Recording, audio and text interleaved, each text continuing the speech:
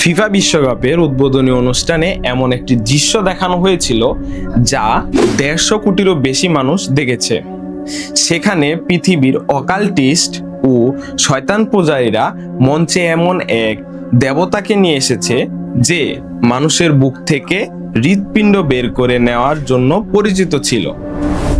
এর পেছনের গল্প কি, চলুন বুঝে নেওয়া যাক।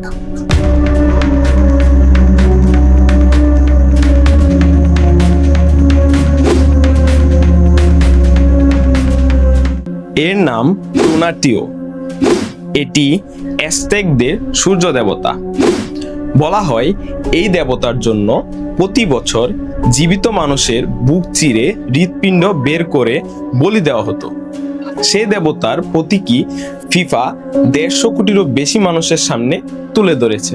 যে ট্রফির জন্য পুরো পৃথিবী লড়ছে, সে ট্রফি যেখানে রাখা হয়েছিল সেটি ছিল অ্যাজটেক মূর্তির মতো, যেখানে একসময় মানব বলির দাবি করা হয়।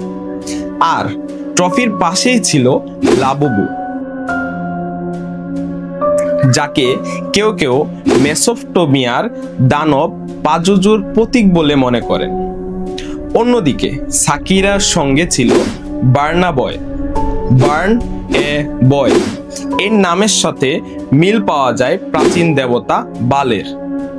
তাকে খুশি করার জন্য জীবিত শিশুকে আগুনে নিক্ষেপ করা হতো। এছাড়াও কিছু দর্শক অনুষ্ঠান জুড়ে বিভিন্ন ত্রিভুজ, চোখ ও রহস্যময় প্রতীককে গোপন বার্তা হিসেবে ব্যাখ্যা করেছেন। একই ধরনের দাবি আছে প্যারিস 2024 অলিম্পিক গেমসে এবং আরো অন্যান্য বড় বিনোদনমূলক অনুষ্ঠানের ক্ষেত্রেও এই সব দেখানো হয়েছিল। তাহলে প্রশ্ন হলো, এগুলো কি সত্যি গোপন বার্তা, নাকি এর পিছনে আছে আরো ভয়ঙ্কর সত্য? আপনি কি মনে করেন? কমেন্টে আপনার মতামত জানান।